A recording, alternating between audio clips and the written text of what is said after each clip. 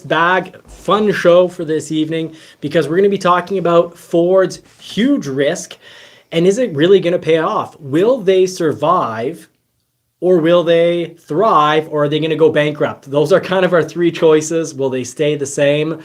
Continue to lose money on the EVs, for example. So we're talking about losing money. We're talking about cutting cutting trims, less variables on the selection when you're picking out your vehicle. So less a la carte restaurant style, pick and choose, make your burger your way type ordering.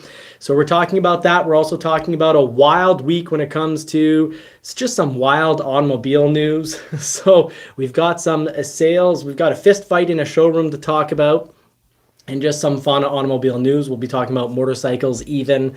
And if we have time, we're going to build that Mustang. So that's the show for this evening. Now let me just switch over to the actual show theme that we've got here. So thank you very much, Michael Kostov, for becoming a member, as well as Outsider Reviews. Thank you so much. And thank you to all the members. You really help keep this channel going. It helps us pay for all those vehicles we long-term review. So thank you very much for the assistance. So we've got a lot of news to cover, so let's just put the pedal to the metal and jump right in. So could Ford's huge risks are they going to bankrupt them? So this is a pretty huge gamble that Ford's taking. I'll cover 7 different points, huge news that Ford is going to be putting in motion. That at least some of it's already done, most of it's in the works, it's planned. So let's talk about exactly what those risks are and what the chances of it causing huge, even possible bankruptcy for Ford. So huge risk. What is it going to do to Ford? Is it going to pay off? So the first major risk we're going to be talking about this evening is how Ford is going to be cutting back available options on existing models. So they're not cutting back models. That's already done. Ford, a few years ago, cut back all the cars except for the Mustang. Coincidentally, the one we want to build in price tonight. So Ford cut back all cars. Industry, many other manufacturers seem to think that it was a bad idea. YouTube definitely seemed to think it was a horrible idea. But Ford has actually brought us some very exciting models since. They brought us more SUVs, so Bronco Sport, Bronco, more trucks. The Maverick, hugely successful. We will be talking about Maverick news tonight, Ford Ranger news, important must-know ordering information. So we'll get to that after sort of the big highlights of the week. And really, the highlights of the week are kind of building up to what Ford is going to be looking like between now and the next 5 to 10 years. Some of this is actually going to be taking action and be in place really soon, and you're going to notice it on dealer lots. Now, I know, Marie, you're the type that likes to walk a dealer lot and pick your perfect vehicle. So if you have less options to pick from at the factory, that doesn't bother you, right? Normally, you would never want to order under normal circumstances. Yeah, normally I like to see it in person, see what's the difference between the models, and yeah, if they have one available, it's easier. You say, okay, I want to sign for that one, so it's easier to me. But I understand people love to order because they can do it with personalization. I don't know how many people love to order. There's probably a very small percentage of people. I think most people were really quite upset in the last 2 years having to order. Yeah, when they are waiting that much, they don't like it. But normally they said, oh yeah, I order my own stuff and I add this thing, and they are so proud. But with the delay now, nobody loves to order. Well, that's part of why cutting back on options might actually pay off, because the goal of Ford is if the builds are less complicated, they want to get those builds to you much faster. And I've already seen it take place. We saw an F-150 from build to arrival. It took 2 months. And I think the real plan is actually to get that down to about 4 to 5 weeks. But they're already able to do it in 2 months. So that's back to where it was a couple years ago, because we would normally look at about an 8-week wait period. But the customer was actually very surprised. It came in very quickly. So they want to cut that back. And if they could get it really down to 3-4 weeks, that'd be the ideal top goal. But when you do sit down and you're looking at options, they're going to be dramatically cut back. So it's a risk. For example, the Ford Explorer, you won't be able to have a Ford Explorer without a hitch anymore. That'll actually protect some people, because on the used market, a lot of people will have, let's say, an Explorer, and if it has an added on aftermarket hitch, most manufacturers' vehicles, if they have an aftermarket hitch, often they can't pull nearly as much, because often it means they don't have the needed oil, transmission, cooler. And unfortunately, you don't want to be fooled there. Someone desperate to make a sale will probably tell you it's going to pull the same thing it originally pulled. And they'll go, oh, look, here's the proof. That's horrible. Don't be fooled by that. Most of the time, it means there's no a transmission cooler. It can often even mean that the radiator for the motor is smaller than if it would have been able to pull more. So you don't want to have a vehicle thinking it can pull 5, 7, or 10,000 pounds, and in reality can only pull 2, 3, or 4, because it doesn't have the proper cooling equipment. Because when you do pull more, you'll cause damage to the transmission, which costs thousands of dollars, or you could even blow the motor. We all know, the Ford Maverick Tremor. The Ford Maverick 4K package gives you a bigger radiator, better cooling for the motor, and better cooling for the transmission. So that's why it can pull more. If you did it with a different model that doesn't have 4K, you'd almost certainly cause some serious mechanical damage in the long run. Now, we have seen, don't be fooled, we have seen some people pulling a lot of weight with their Ford Maverick, more than what's allowed. Ford doesn't build them so that the second you go 100 or 200 pounds over, you're going to blow something. And, a lot of Fords, you can actually pull, don't pull an extra 1,000 or 2,000 pounds. But Fords are built pretty tough, but at long term, you're going to break something. So let's just keep moving right along. So Ford, the big news, even the F-150, which has been a #1 seller for Ford, is going to be having less options. So for example, that means, the XLT, XL, Lariat, Platinum, King Ranch, Limited, Tremor, they're all still going to exist. It's just once you get within that model, you're going to have less options to pick from. We see it on the Mach-E. A Mach-E, you cannot add a glass roof or Bang & Olufsen sound system to the Select model. You have to go up to a premium. And that's sort of been the bread and butter of Toyota and Honda for decades. You want an opening roof, well, you go up a model or two. So you end up spending a whole lot more money because you want one or two of the options that are available. It makes for much lower cost when you're building them. But the risk is long-term hardcore Ford fans, are they going to accept this? Are they going to take it? If they don't take it and they take their money somewhere else, Ford is going to be in a bankrupt situation. And I don't think that's going to be the case, because I've got some really good news coming up that you're all going to love hearing. Just let me get through the next 5 points, and then we'll get to why all these risks will or will not pay off. So second major gamble or risk that Ford is undertaking is that they will have less trims and options to choose from, and in dealer inventory. So the first point is less options to pick from within each trim at the factory. But it's also going to be going down at the dealership. So dealerships will actually literally have within a model, so the Explorer or the F-150 or the Ford Bronco, well, within that model, each individual model, you're not going to see every single model of Bronco on a yard. You're not going to see every single model of F-150 on the yard, and you're going to see like 1, maybe 2 models of Explorer. When it comes to the Escape, you're going to see 2 or 3 models of Escape. So less models to choose from. So let's say you want an Explorer XLT. You're probably going to have to, well, some regions will get XLTs, other regions will get STs, but dealerships are generally going to get 1, 2, max 4 models 4 models when we're talking about the F-150, because the F-150 has so many models and so many engine choices, but you will be able to most likely test drive every single powertrain option that's available for that. Unless let's say you're in a region that gets Explorer STs, which is what we've been getting for the last 3-4 months. We only have an Explorer ST to test drive.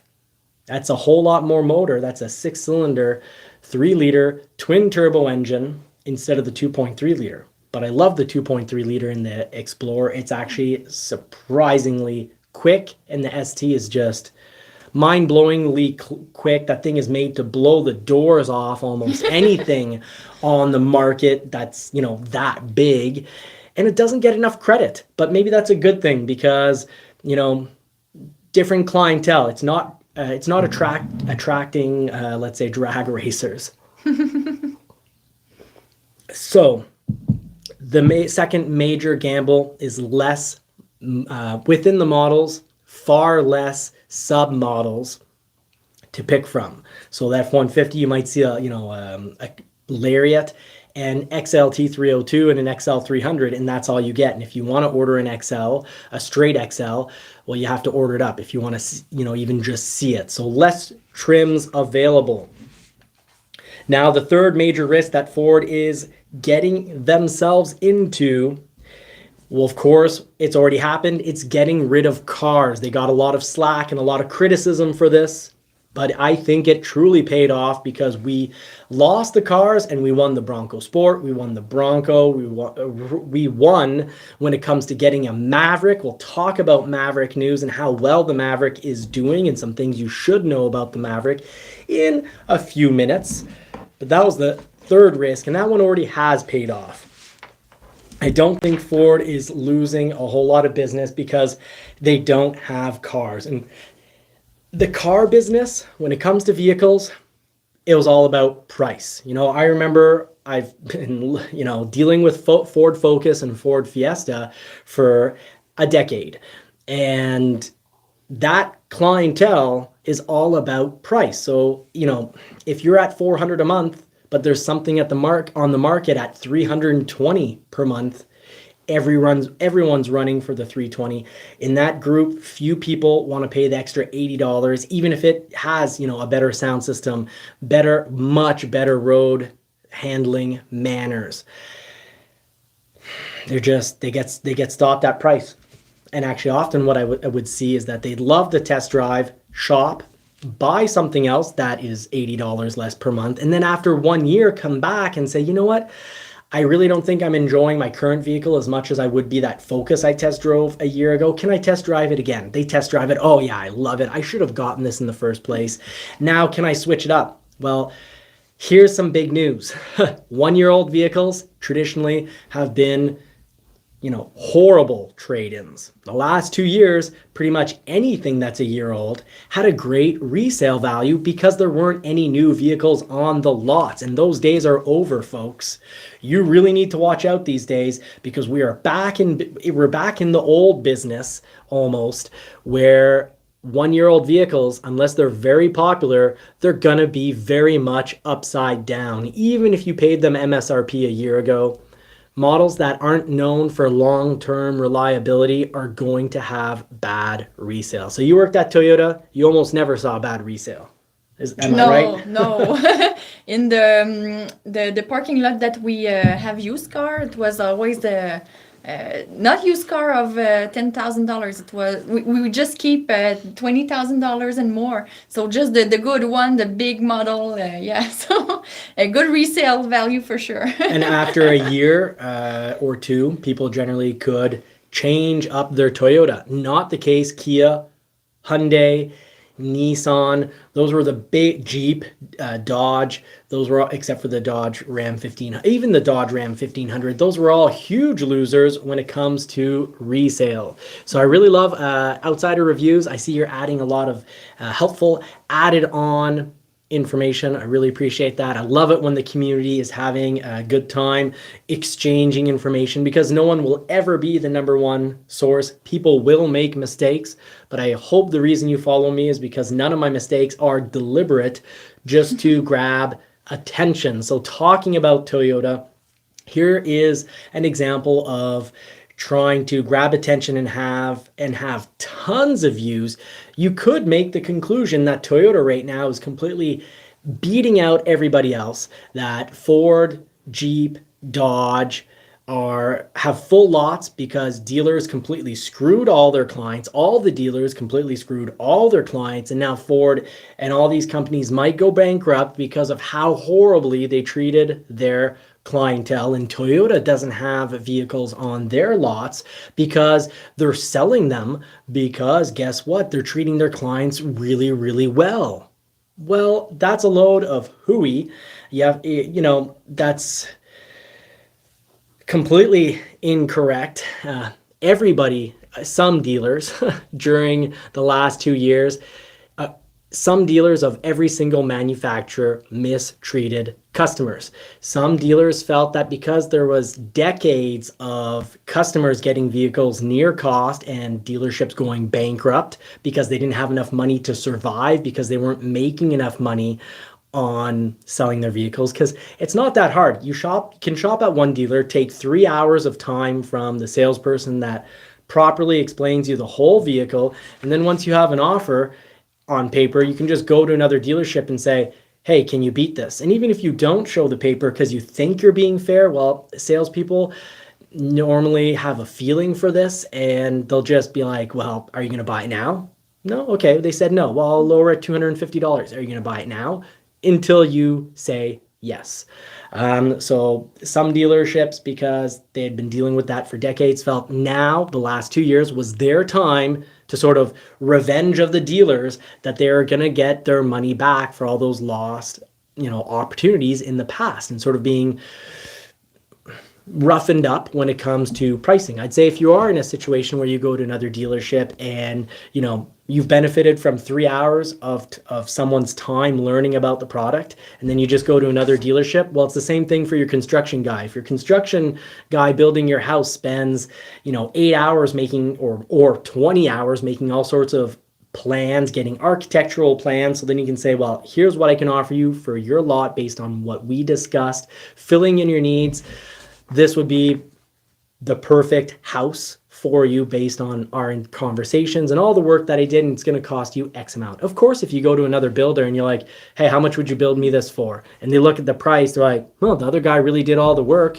I'm going to save 15 hours of work. It's pretty easy for him to say, I'll cut a bit off the price. I'd say out of politeness, call back your original house builder, call back your original salesperson who actually gave you service for more than 10 minutes, and say like, hey, you know what? I went somewhere else. Could you match this price? But that's on a different story. Toyota doesn't have vehicles on the lots because their production still hasn't gone up.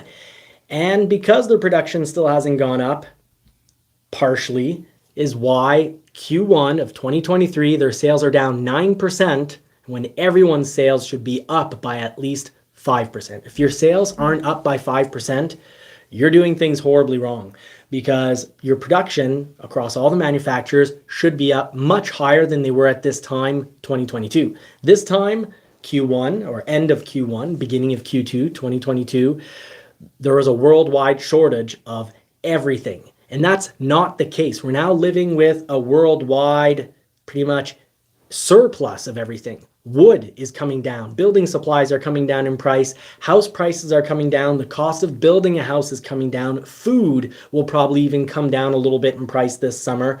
So we're in a surplus. And when you're in a surplus, businesses always have the choice. Do we sell our surplus at a better price to move it? Or do we buy more storage space? And that's for things that, don't pourrir. Sorry, French is stuck in my head. Don't decay over time, because sometimes prices need to come down because you're just going to lose your product if you don't sell it. So Toyota, the reason their sales are down 9% is, one, production is down, and two, they're still having trouble with their dealers because their production hasn't come up to where it needs to be. So basically where Ford and GM were 7-8 months ago, because they haven't come up to where they need to be, the result, it's pretty simple. They have low inventory, and dealerships are we'll call them markups, but they've got all sorts of these added fees. Actually, Car Edge, Ray and Zach did a great job of talking about this about 10 days ago. They're looking at two corporations that own pretty much, well, they own all the dealerships across over 10 states. So across 10 states, you want a model of Toyota, and it's going to come with a $3,000 theft protection that's actually only worth $500 or $600, and they've got all sorts of added add-ons that you're forced to take, so that the real price of your vehicle ends up being $5,000 to $8,000 more than what it's supposed to be. So that's what's going on at Toyota, and it's pretty ridiculous. We'll get to a funny video from a Toyota dealership. Well, funny, sad, but we'll get to that in just a moment. So the fourth major risk that Ford is taking is Ford themselves. They're saying that they're likely going to they're planning on losing $3 billion on electric vehicles this year. Mind you, in a couple of years, they plan on making a few $1 billion of profit. So on that point, of course, losing $3 billion per year for, the next 10 years, yeah, they very well probably could and would go bankrupt. But the good news is they see the situation in a couple of years being actually profitable. So let's wait and see what actually happens there. Now, the fifth major risk that Ford is undertaking is that they are cutting the budget by $8 billion. That's a lot of money. A lot. That's So they are losing 3 at one place, and they are cutting 8 at the other place. So yeah, it balanced, I guess. So I think Ford definitely will survive. I'm not going to be one of those YouTubers that says I think Ford is going to be bankrupt within a year or two. Or 3 years, depending who you listen to on YouTube, other than us. But I'd say Ford definitely isn't going to go bankrupt, because while they're losing on the electric, they plan on making money on the electric because of upcoming choices, such as different battery choices for entry-level EVs. That is going to be very intelligent on their part. It'll mean faster charging for all of us, but with a little less range per volume. So for current volume of battery used, you'll get less range out of the same volume you would out of a current lithium-ion battery. But I'll come back with more information on that. But they're going to be cutting $8 billion. And a big part of that cutting is going to come down to dealerships having to have less inventory, because they don't need to have they're obviously still going to have every model, but they don't need to have every single trim. You actually won't see certain trims at dealerships. And they're going to be cutting down drastically. The F-150, for example, instead of there being a possible 1.5 million F-150 variation that exist, there's going to be about 150,000. So huge differences. And I think it's really going to pay off. It's going to make ordering a lot less complicated. And this build and price website from Ford, you won't waste days on it just trying to figure out which model you want, because there's just so much options. And sometimes people analyze it for so long that then they have to start all over, because every month promotions change. And sometimes from an XLT model to a Lariat, the interest rate isn't the same. Sometimes the residual on a lease isn't the same. And the result is, after 1 month, you have to start your whole analysis all over if you like to really analyze things a great deal. So they'll make that easier. So engineers are going to be happy when they spend time on the Ford website. It'll take a quarter of the time that it once took. And that's coming up in the next couple of years, and it's already started. Now, the sixth news, it's a big risk, and I think it's going to be the risk that has all of this actually pay off and function. Ford's going to have more specialty models. We love the F-150 Rambler. We really like it. We love the Tremor. You love the Tremor? Yeah, I love the Tremor. We actually have said we wish the Lightning had a little more pizzazz like the Tremor does. It's sad. We have a really expensive Lightning in our possession, and it doesn't have enough pizzazz. In one review of our Lightning, you even said, hey, you didn't understand, right? You're talking about how the Bronco had the horse logo on the seats. Yeah, and we saw it in the dash. So I was like, yeah, you could write Lightning there and in the dash and be proud of having that. I think that's a fantastic idea. So will these risks all pay off? or, I think this gamble really is going to pay off. It's not going to lead to bankruptcy. Ford is going to be making lots of news. There'll be a lot of buzz and excitement around Ford because just like how they brought back the Bronco, they're going to be using specialty models to increase excitement every year. So I think every year or two, they're going to be throwing in something new to an already existing model that normally, after the first year it comes out, there's no excitement for 3 to 4 years. Then you have the mid-model refresh on the third or fourth year. There's a little bit of excitement because previously the changes were always pretty small.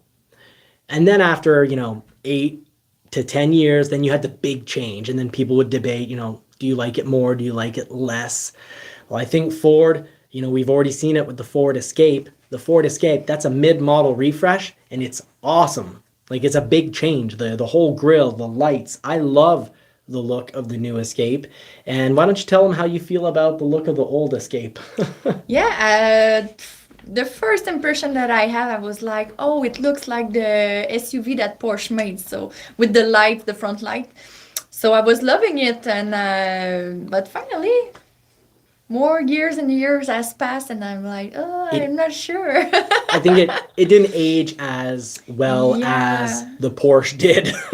Yeah, so now that they, I don't know if I can say that, square it up, I love it more. It looks more like an edge now, so I think I just prefer that, but it's not everybody who will love it. So Ford's going to have specialty models, and actually this is directly from the mouth of a head at Ford. So Ford's going to be producing a lot of exciting specialty trims on our favorite models, and this is likely what's going to save them.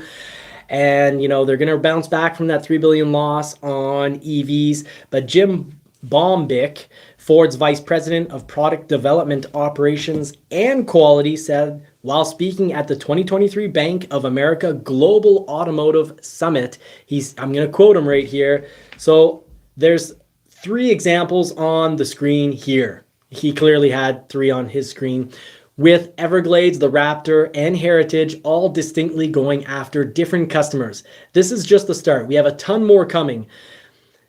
So that's what he said. We have a ton more coming. So Bronco people, us, let's be excited. We're going to get a lot of more specialty Bronco models that really gets everyone excited about the brand. Think back when they started having the rumors of the Everglades. We were all excited when they started talking about, a Raptor, and we didn't even know if it'd be called a Raptor. Maybe it was going to be a Warthog. We all got really excited, and I still think Warthog would have been great.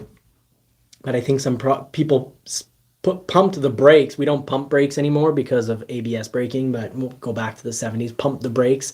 They pumped the brakes pretty hard because they wanted that vehicle to stop because they were worried that, I think people expressed some concern over the name Warthog, violence and whatnot. Because, of course, we don't live in a violent world whatsoever. So, anyways. All of this, I think, is what's going to save them. And you can think about what's happened already. The Tremor came out, the Rambler came out, the Ford Ranger, the new Ford Ranger, based on what with what he was saying, Jim Bombrick, it almost seems like we're gonna have a Tremor. Well, we already have the Tremor Ranger, but even a Timberline version possible, because he was talking about different specialty models that have already been out. The Tremor, Timberline on the Ford Ranger, Ford F-150, Ford Super Duty, Ford Expedition, and Ford Explorer. So, and he was saying that, given the profitability of those models, I think this is a great idea. I can say that of the F-150s that sold, my local dealership got 8 Tremors. And while those 8 Tremors were available, I think we sold one F-150, 1 or 2 F-150s that weren't Tremor. And because all we were selling is Tremor. People were going Tremor crazy.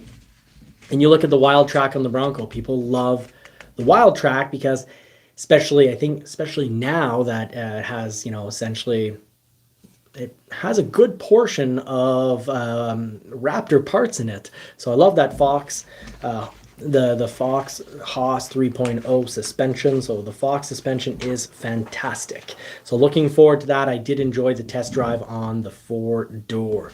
So now getting into Ford news. So we could call this episode 2 of the live to help Marie when she's editing and cutting this up.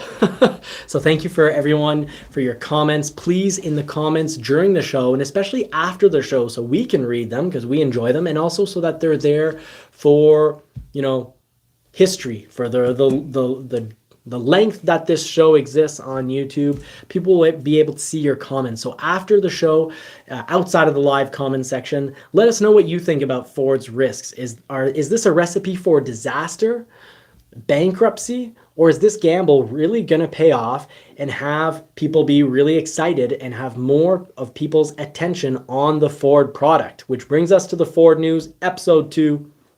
Ford's Mustang is the world's best selling sports car now for 10 years running. So Ford Mustang, 10 years running as the world's most sold sports car. And that's why we've got to do a build and price. We got to get through the show and get to that part.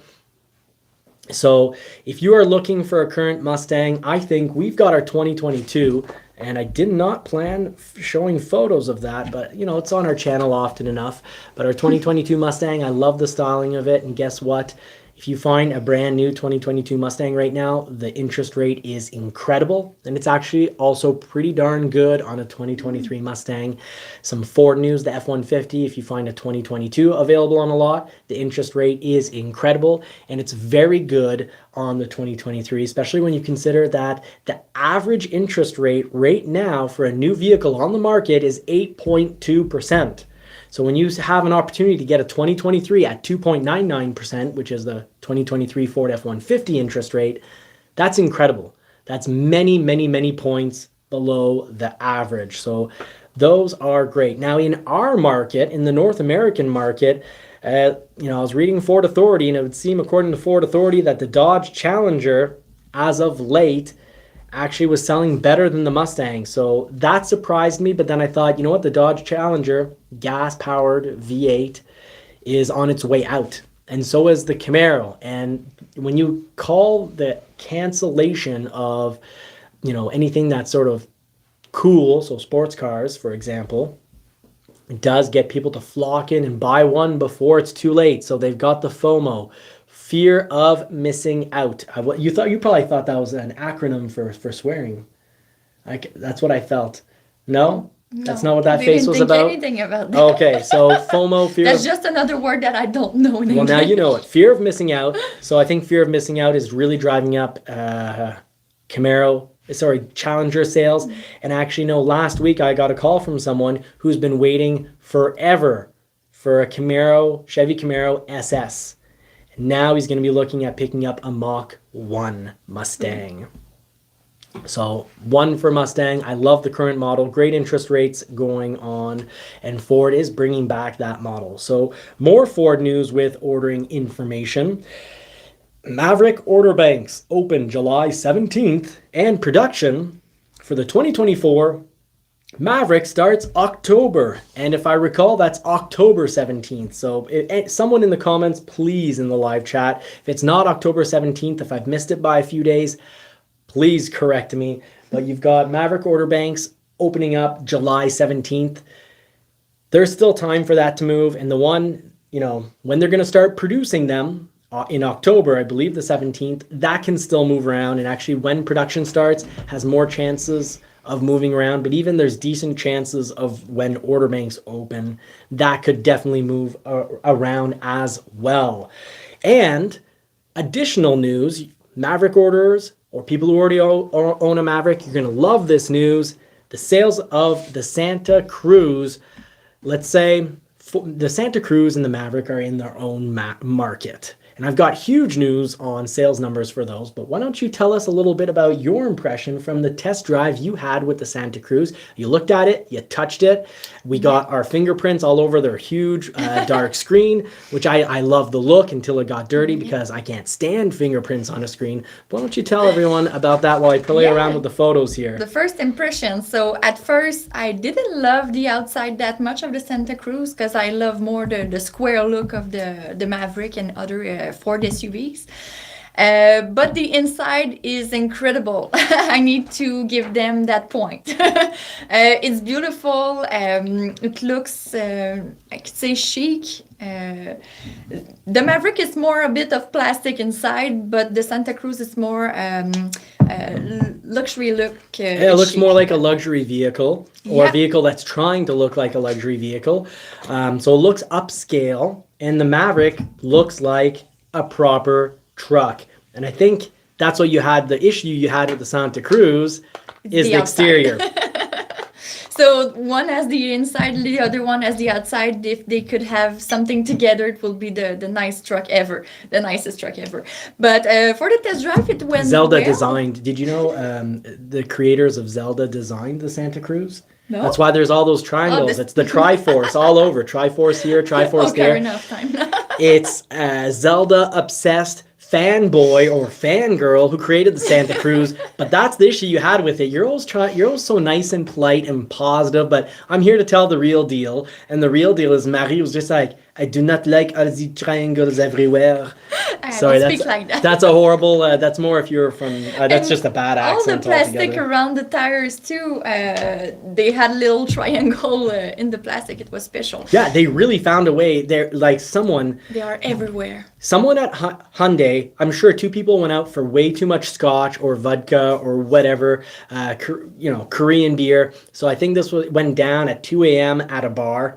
There was a lot of smoke in the air, and on a very drunk bet, someone bet the designer, I bet you cannot put 300, 100 triangles. I know there's more than 100. There must be 300 triangles. It was a bet. You can't get 300 triangles on a vehicle and get it passed into production. If you do, I'll give you $100,000. I hope the bet was worth a My lot. theory on that is we always talk about square cars, round cars. So they said, oh, we'll put triangle this time. We'll be the only one. They are the only one. Smart. Okay, so it's cool. It's cool because it's cool to try new things. It's cool to have an open mind.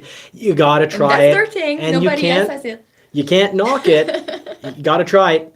Can't knock it until you've tried it. You tried it, you knocked it. I actually find the look of the Santa Cruz refreshing, and I don't mind one bit the look of the Santa Cruz. But I'm a truck guy, so of course I like how the Maverick looks truck. Now this is Jason Brenton's Maverick, and I'm so happy the new Ranger looks more like a mix between the current F-150 and the Maverick. So that's with lettering in the screen here. Wow. So this is fun. If we slide over, hun, if you slide your head over, you're beautiful, but we're focusing on the screen here now. I was So thinking of the you've other got his Jason Brenton's hybrid right here, and you see the Maverick lettering. Next week, we'll get photos of Marie's lettering on, but I want to publish the video on that first. Marie has her install video. So Marie put was fun. stickers on her Maverick. Wow. It was easy and quick. Almost as easy as grade 3 or grade 2 elementary school book stickering. Yeah. Book stickering. So before and after, folks, I think I like it. I like the black. I also More really dimension. Yeah, I really like your chrome look as well. So this is a great look, liking it quite a bit. So thank you, Jason, for sending those. If you have photos to send us, send them to Johnny's Car Care and Reviews, and that's Johnny with an N. And if you're a member, you can actually send us emails where you ask us questions about, you can even have a deal, and you can say like, here's the sheet I got. Is this normal? Do I have what I need to actually have a real order so that the delays are reasonable? Is it a good price? What could I negotiate? I'm here to help you folks. So our member lives, we have at least one per month where it's a live and we deal with people's paperwork. But generally we'll aim for 2. And then sometimes we throw in little fun videos. So that's what's going on for Maverick news. Now the 2024 Ranger ordering. Oh, sorry. The numbers on the Maverick. My mistake. The numbers. The Ford Maverick sold 70% of the small truck market, and the Santa Cruz sold 30% of the truck market. So the Maverick is destroying the Santa Cruz in sales. And that's funny because the Santa Cruz is made pretty much in a region where they're making the batteries, they're making a lot of chips. So they have the opportunity to have a lot of production, but people are running after the Maverick. And it seems when they can't get a Maverick, what I hear the most is people buying either a Tacoma or a Honda Ridgeline. Outsider Review says, Marie, you should call this episode Triangles. Yes. The legend of triangles. So 2024 Ranger ordering, according to an internet leaked document, indicates that Ford will open the order banks for the new 6th generation 2024 Ranger pickup in May 26th. Ordering May 26th. So I'll keep you updated on all that. And also they were talking about August 7th as the current planned date for production. So it looks like everything's been pushed by a month, because I think last summer or last fall, I actually had access, of course I still do, to all the fleet, job one dates and whatnot, all that information about ordering and all the information about production. And there was no information on the 2024 Ranger. However, it said the 2023 Ranger production would stop July 7th, 2023. So I announced to all of you, hey, little insider info here. We can assume if they're no longer making 23 Rangers, can't we just assume that that's either right away or at worst 3 weeks to a month later, they'll be building 2024 Rangers? And obviously on this one, we got it right, folks. So that's your news. Now we do have, it's been 45 minutes. Let's do a quick little build-in price of the Ford Mustang. So Ford Mustang, we've got a Tacoma here. So funny, interesting Tacoma news right before we build up this Mustang. We got a Tundra here, sorry. So I do like that Ford's trucks. The F-150 has aluminum paneling. I think that's fantastic because it doesn't rust. Now, this is a 13-year-old truck, and for a 13-year-old truck, the rust is actually pretty good, because the rust would be worse if this was likely worse if this was a GM or a Dodge. So I think the future is building things with materials, at least the panels, having vehicle panels being made of materials that do not, and I say do not, rust away. So speaking of Toyota, crazy Toyota news, Toyota's down 9% in sales. And that's the big thing, is their dealerships have all these crazy fees. A lot of them have crazy fees because they still have next to no supply, and that's because production is not up yet. So over at Toyota, let's check this out. Let's play this here. And we got a fist fight going on at a Toyota dealership, and we've got to ask ourselves, are they fighting to get you better prices? No, they're not fighting at Toyota to get you better prices. A lot of Toyota dealerships have crazy markups hidden in the forms of mandatory products, such as, for example, nitrogen-filled tires, anti-thefts. So I think no one should be forced when they go to buy their vehicle. Please don't ever agree to being forced to take on products you don't want. Now, an anti-theft is a great product to have at $500 or $600. But don't do that if you don't agree. You just can say that you don't agree. Don't have a fist fight. But it's pretty sad when, every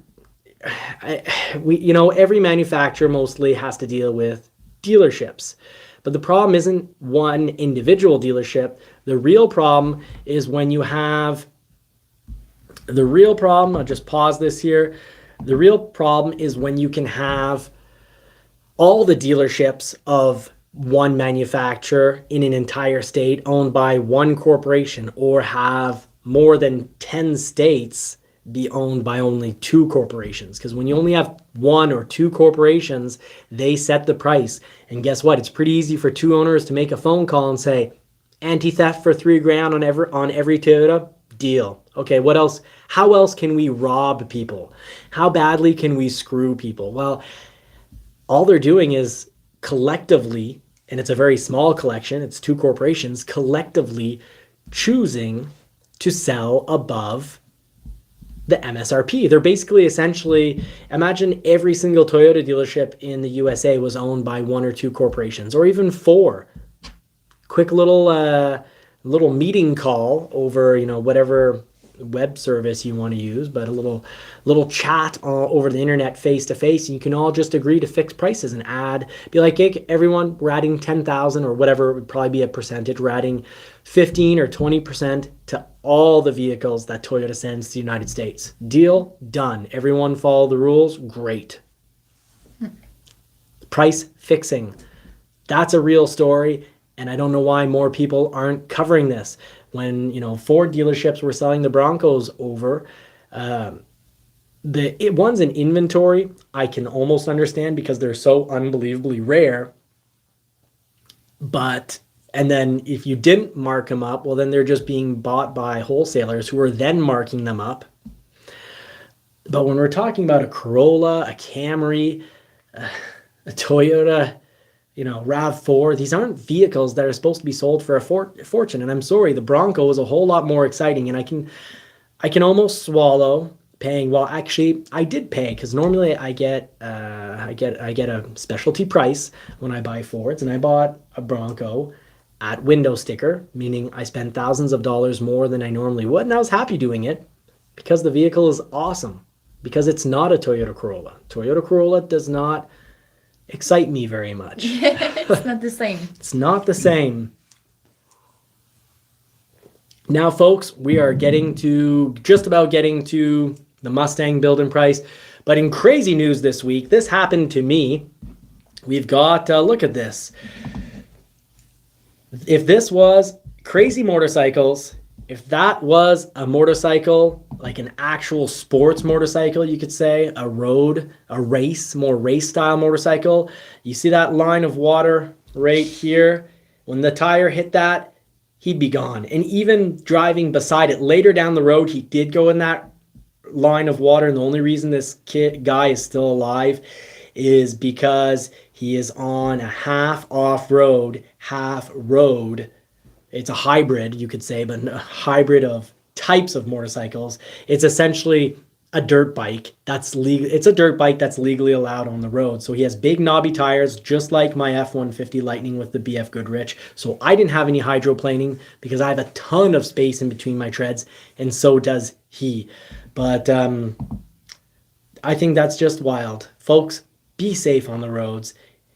And if you are in a motorcycle, this actually, later on, he was doing 120, and it started raining much harder, and he's sped up. So here he's doing about 105. He ended up doing about 120 in horrible rain. So I was afraid to have aquaplaning tonight, and it's tonight. Yeah, and that's later down the road. I followed him, and I was surprised he was still alive. So thankfully, that guy made it out. But what's going on?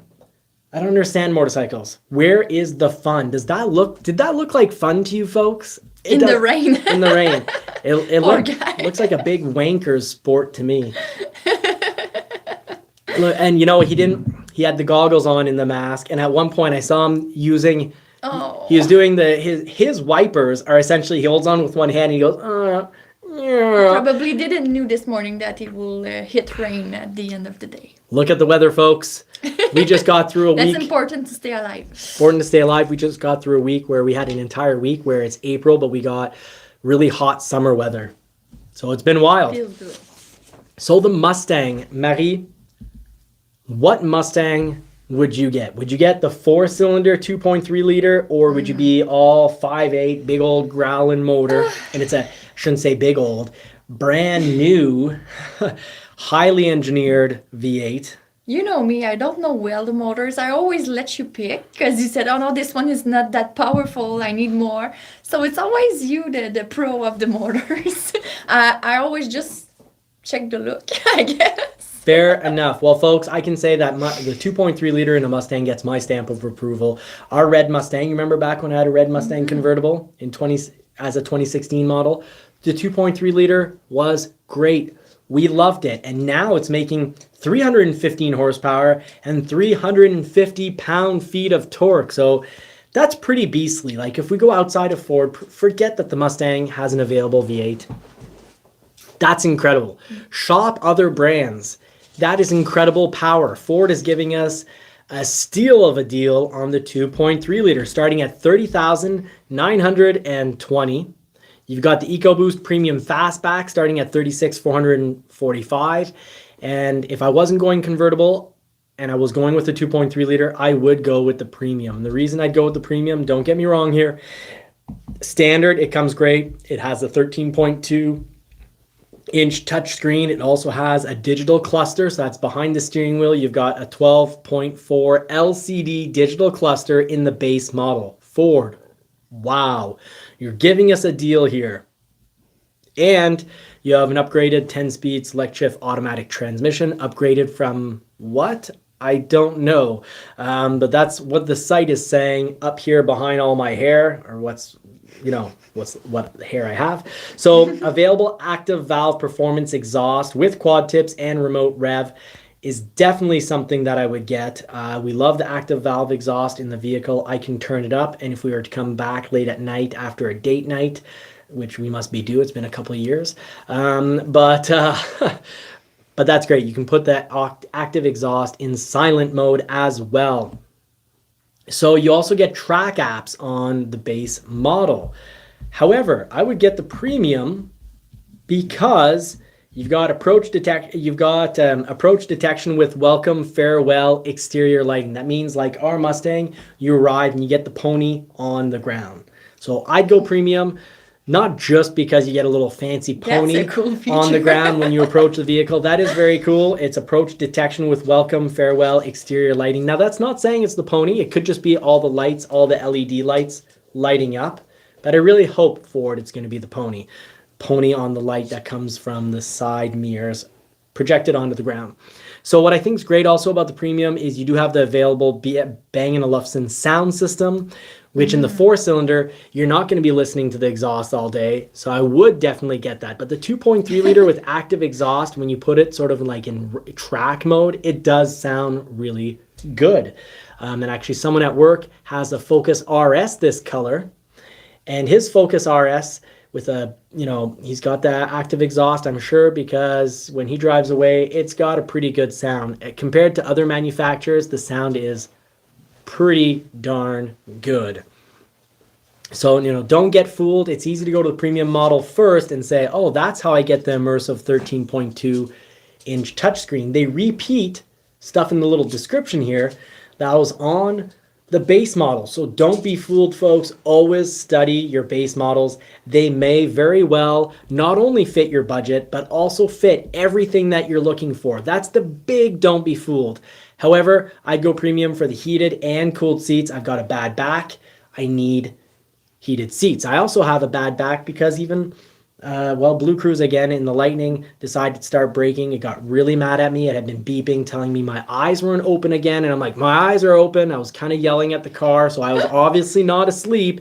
And it went from 120 to 115 kilometers per hour, not miles per hour, folks. And with that braking, it really shook me. And I had a rather sore back all day long. And I was worried. I'm like, do I have kind of whiplash in my lower back? That braking was intense because it's currently probably programmed to brake, not taking into consideration that my one pedal is on, and I also have electric motor braking, so it makes for intense braking, and I'm really not a fan. I thought everything was worked out with the Blue Cruz with the new upgrade, but it looks like, in my opinion, we need a new program for the Blue Cruz because it's braking when it shouldn't, because it thought I wasn't looking at the road. And even if I'm not looking at the road, I was. But it's Blue Cruz drive. Anyways, I'm pretty mad at the Lightning right now, and I kind of want to sell it.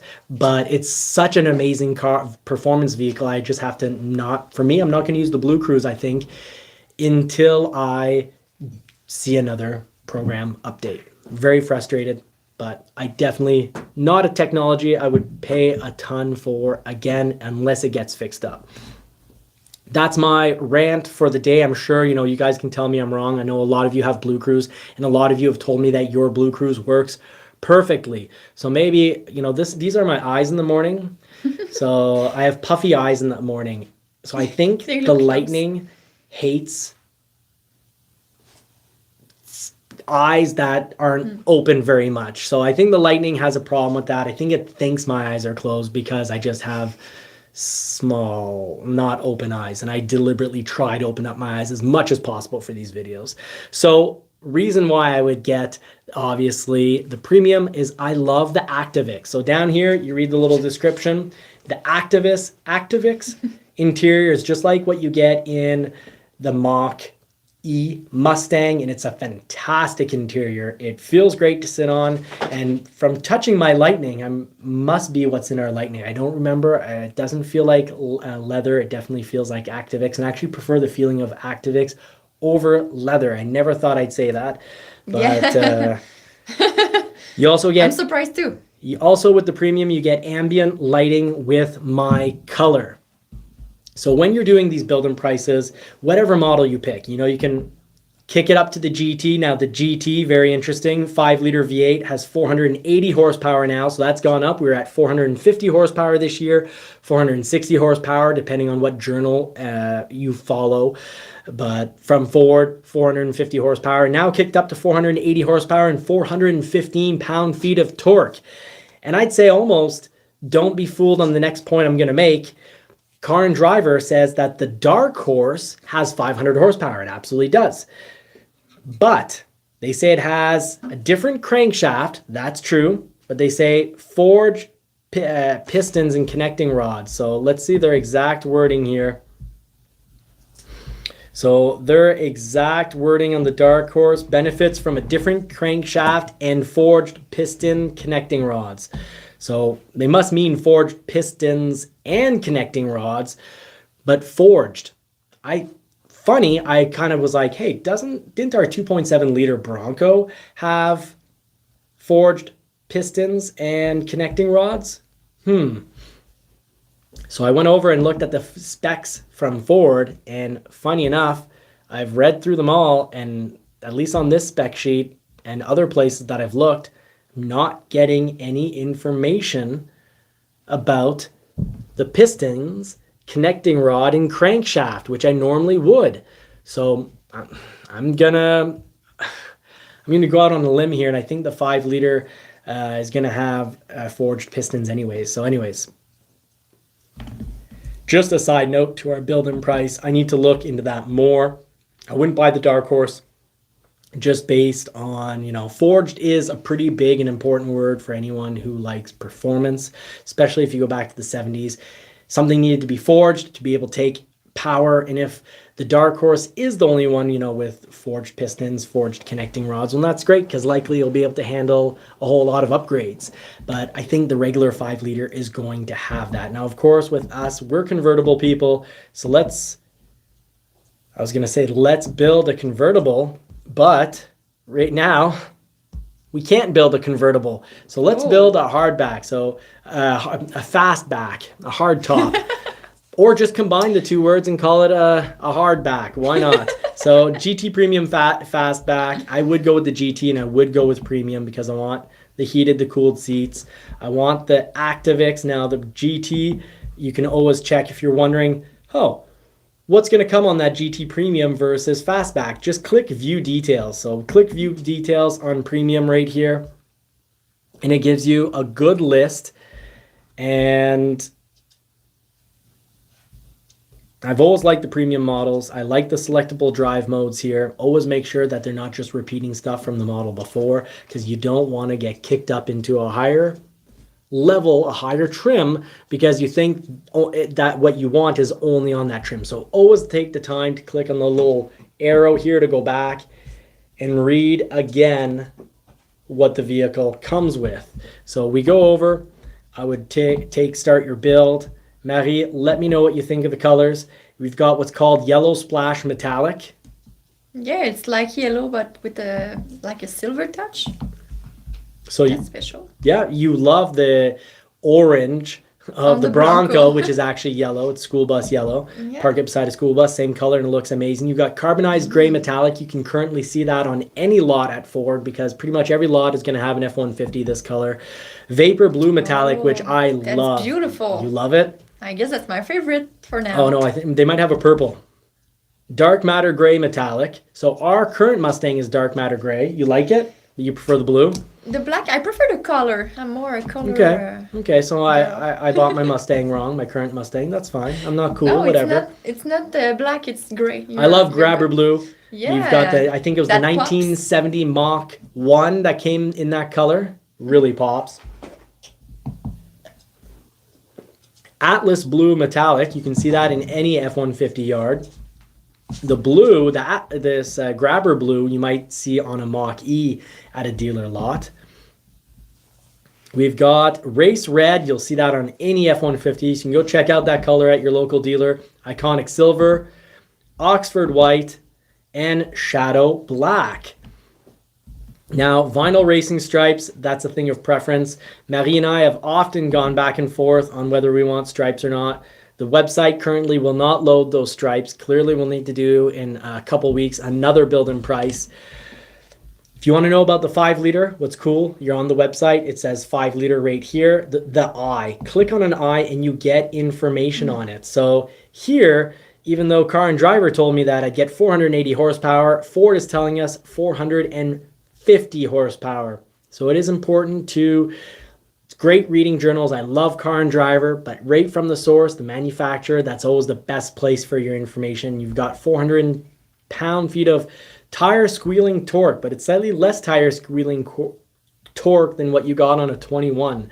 And they are mentioning port fuel direct injection. So 2 injection systems for long-term durability, but also efficiency. So that's fantastic. Also, all Mustangs come with electronic power assisted steering, and you've got the selectable modes. I love selectable modes because when I drive, I like to be in normal. I get a bit of steering stiffness, but if I'm on a really nice road, our roads are generally horrible, put it in comfort mode. I don't have the bumps jar me left and right. Normal mode if the roads are okay, and if the roads are great, sport mode. But if I were, let's say Mustangs only came in one steering mode, and that mode was sport, we would not own a Mustang. We would hate the Mustang in sport mode. When we drive in sport mode for the steering, you hit a bump, and the vehicle darts off, because when you hit a bump, naturally you move a little and your hand moving right just takes the car off. It's way too direct steering. Yeah, and sometimes it's the bump that correct your steering for you, so it goes like that. You need to hold it harder to make sure you continue straight. Yeah. So are you ready to lose a couple hundred subscribers? Oh, what would you say? How's that song go? You used to watch the OC and it had like a ooh, what you say?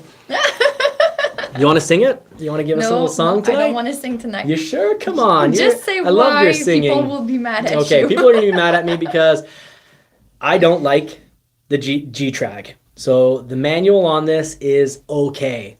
But if I'm spending Mustang GT money, especially now with the price increases, I want an amazing transmission. And this, for me, is not an amazing transmission if you're going to drive it hard. Even my father, my pa, he had a manual, and he couldn't drive it in a manner that didn't have it shake. And his wife's name is Denise, and we kind of used to joke around, shake a la Denise, like the AC/DC song. And because he would shake her up in his Mustang, he couldn't get that transmission to be smooth for him. And for me, if I was driving fast and hard, sometimes I'd try to get into 3 and it would kind of bounce me back out. Anyways, I love the Tremec. So anytime Ford can offer a Tremec, like for example on the current Mach 1, the Tremec is, in my opinion, probably the best manual transmission on the market. So while we have a transmission I'm not a big fan of, I don't hate it, but I don't love it. I'd say it's okay. The Tremec, in my opinion, is the best manual transmission on the market. It is satisfying to drive. It's fun just listening to it as you go through the gears. If you want to see it, I made a review on the Mustang Mach 1 last year, and oh my goodness, that transmission is incredible. But another transmission that's incredible is the 10-speed. Now our 2018 Mustang GT convertible, our 10-speed, sometimes when it would go into third, would kind of accelerate a bit forward more than it should. And sometimes kind of felt like it was clunking a little bit into certain gears, mostly when the transmission was cold. Now I know I could have had that transmission reprogrammed And it would have, I've seen a lot of people, there are 10-speed in their F-150s from 2018, 2019 get resolved. Very few 2020s. I'm not seeing issues with 22s and 23s. But my 22 Mustang transmission, I love it. The 10-speed is incredible. It shifts faster than any human being ever will. No human with a manual transmission is going to be beating out this 10-speed. So the 10-speed is incredible. So I would definitely get the 10-speed all over again. You have the paddle shift, so you can still have a bit of a feel of manual. Some days I do miss a bit of the manual, but that's what a second summer car is for, and that's why we have the MR2 because I met you. We became friends when I had the Toyota MR2, so I had to have that car. The things I say to be allowed to buy an extra vehicle. Marie doesn't like the car one bit. No, now, doesn't have her bags. I'm afraid. I think the GT Premium is fantastic. Do I feel like I'd have to get the 401 package, the hot premium high package? I don't know if I'd have to get high. B&O sound system by Bang & Olufsen. Okay, that's worth at least, in my mind, that's worth at least. That much, huh? Yeah, I like good music. So, and you like good music. That's probably worth about $1,500 for us. You've got the illuminated door sill scuff plates. Yeah, we like those. We have them on our current Mustang. We currently have a premium 401, the high package on our convertible. Security package, Ford Copilot 360 assist. We have that. I'm not a fan of the adaptive cruise control. It just brakes a little too early sometimes. And it occasionally in corners thinks that the car at a sort of in front of me, but in the other lane. So let's say I'm here and they're there. Sometimes in the corner going right, it'll see it and think, oh, there's a car in front, and it'll brake.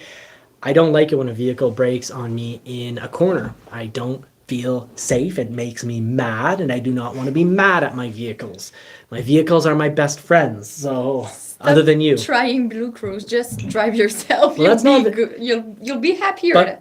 But Marie, that's not even Blue Cruise. That's just the adaptive cruise control. So I'd like to just have regular cruise control on my premium. So yes, I'd get premium, especially if Ford could give me a little rebate for saying, hey, don't put the extra microchips and sensors for adaptive cruise control, but give me the rest. That's my tip. It's not an option right now. And memory seats are great because when Marie moves my stuff around, we can just, we've agreed to not move the mirror other than down, no left, right. So when Marie drives my Mustang a lot. So I just hit my one, I put the mirror, I just change the angle, life is good. So I probably, I would get that. I would get that for sure. I do like blind spot detection. That's fantastic. So that is, I guess we'll pick it, and we'll see how we would build our Mustang. Now the night package, I think the Mustang actually Ford did a bang up job. The premium right off the bat looks great. I don't feel like I need to buy, the night pony package or the GT performance package for $5,000. We already have an amazing look on the premium, but Ford's performance packages are worth the money. Brembo brake system with performance linings and black and white logo brake calipers. That is awesome. Oh my goodness. You look through this, it has a K-brace. It has performance raised rear wing, black painted strut tower. It's got, the Torsen differential with 373. Okay, well, I would end up buying that, so that's pretty awesome. Upsized rear sway bar. Yeah, I don't think the Mustang needs it, but you know what? How I like to press on the pedal at times. Yeah, that's for sure. And resale is the reason also we'd buy a GT. For us, I change vehicles often, and resale is unbelievably important. And resale is going to be a lot better on a GT than an EcoBoost, even though the EcoBoost deserves better resale. It's pretty great. Good. It's very good. But GT resale is incredible. Right now, I could sell my Mustang after having owned it for a year, and I would lose $3,000. Not that big of a deal for an entire year of use. Part of that year was just looking at it in the garage because we have snow out here. But it was a beautiful decoration. Beautiful. It made the garage could have been a dump. And with the Mustang there, I'm like, we have a beautiful, rich garage. Look at our garage. People would they put their beer when they come to visit us. They put the beer fridge is in the garage, so they have to go look at the Mustang. People always come back with a smile like, you have that in the garage? And people just crap themselves basically, and it's cool. It's great. So I love the Mustang. Would get the performance package for the winter. Yeah. And Resale is fantastic on GTs. So another reason why I'd go GT. And here's the part that's a little tough these days. That means you're going to be paying $990 per month if you have a $5,500 down payment. So be careful. This little box here that I've highlighted, always go and delete there. Try to see what your payment's going to look like with no down payment. $1,100. Whew. That's something, folks. 72 months, $947. And if you lease it, there's no lease information, but I can tell you if you lease a Mustang, normally at the end of the lease or even halfway through the lease, the Mustang is worth considerably more than your buyback price. I actually have a friend who's coming to see me, and he's had his Mustang for a year, and I think I'm going to be able to buy it even after only a year on a 4-year lease. Sorry, a 3-year lease. I think he's going to have a bit of positive equity, and if he was on a 4-year lease, I bet he'd be break even. So, actually, it's pretty funny. Friday coming back when I called to say, do you want me to pick up pizza? And you're like, I'm not going to be home for supper. And I was like, oh, that's sad. Oh, it's fine. Right before calling you, I told the vehicle, call Marie, and they called him instead. So I said, oh, I meant to call my girlfriend. He's like, oh, well, that's okay, because now that I've got you on the phone, what do you think if I change my Mustang? And we talked for like 5 minutes. Like, okay, I'm going to come change my Mustang Wednesday. Cool. It's not always that easy, but that's where it is. Okay, so folks, thank you so much for watching the show. Let's just finish up with how many thousands of dollars, in case you're a cash buyer. Nowadays, in the past, you say, don't pay cash. You'll make more money investing in the stock market. Well, I only lose money in the stock market these days. That's got to switch one of these days, because for the last 2 years, all I've done is lose money. That's true. We'll see when the market will go up again. Yep. We don't know when. And no, we do not. When I was actually off from forced closures, I actually quadrupled my money in the stock market, because I was doing that all day, every day. And I quadrupled my money across, 3-4 months. And then I didn't look at it, and it's all gone. It's all gone. Yeah, that's so. Yeah, these days, paying cash for a vehicle better than in the stock market, but at some point it'll have to start going back up. It's very tough timing when you're at the lowest of lows, and when you should jump in or push in or punch a whole lot of money through into different stocks. But hey, we'll keep you updated on that. That's the show for tonight, folks. Thank you so much for watching. That Mustang came up to $55,505. I know, folks, that's a lot of money, but the Mustang is a whole lot more car than that price. Just like the Bronco is still more vehicle than price. A Bronco, that Wild Track is unbelievably expensive, $86,000 Canadian. But because it's so awesome, I think it's going to be worth it. Now, Lily has been part of this show because for the last 2 minutes, she's been chewing on the pole, and that's why the camera's been moving around. So sorry, folks. We wish you all more cars and more power. We got some poodles to take care of. Now, if you want to help us out, don't forget, feed and dress those poodles with a subscription. Hit that subscribe button. It is completely free. And if you do become a member while you're helping us long-term all these vehicles, because we've got a Ford Mustang 2022 GT convertible premium 401 on long-term review. We've got an F-150 Lightning. We've got a Wild Track coming up. And we even have a Toyota MR2 that needs to be reprogrammed. The whole computing system needs to be programmed. It's still not running, but all sorts of parts should be coming into it this week. So thanks, folks, for helping this channel live and survive. We really appreciate you all. Have a wonderful, wonderful week. See you at All Terrain Nation later tonight. Wednesdays, you've got Driven Wild Outdoors. And Tuesdays, tomorrow night, of course, Tim Bart's. Love Tim Bart's. If you're looking to buy a vehicle in the States, why not get it through Tim Bart's at Long MacArthur Ford? That's not a paid promotion. That's just me encouraging someone that I think is unbelievably knowledgeable and very honest and fair. All around gentleman. Marine Vet, thank you very much for making it to the show. I see a lot of the members in the show tonight. Thank you so much, folks. And thank you to our new subscribers, their new memberships of Outsider Reviews and Michael Kostov. And I love the conversations we've been having in the comments. And before we head out, Outsider Reviews asked a good question that I think could be could be fun to And see. Peugeot's back, and this time he's made me laugh. Oh. Sorry. Instead of finisher, Was he like- wrote Fatality, which is a Mortal Kombat Oh. video game joke. Yeah, I lost the question because I closed my chat unfortunately by mistake. But it was talking about in the United States, two banks is not financing the floor plan financing for some Ford. Is it the same in Canada?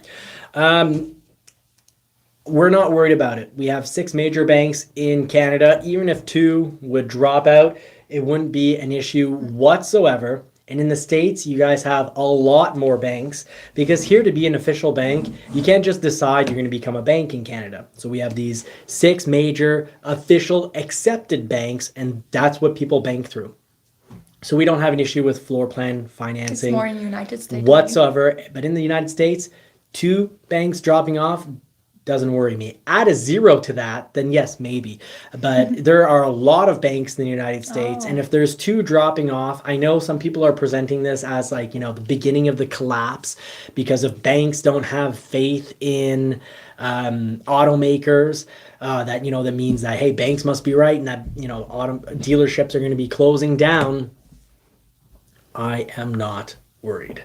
It's just sometimes banks will decide, hey, we're not going to do this type of business anymore. And we've seen it. Except in Canada, what the major banks do is they just increase their rate a good amount above the others. And they know that that means for a set amount of time, they're not going to be financing floor plans. And they even do it with customer financing as well. Sometimes you'll see, 1 bank or 2 banks have a really competitive interest rate against the 2 worst. Well, it's because the 2 banks that have the worst interest rates that they're offering, it just means they don't want to pick up new customers. So it means just they're just playing the books.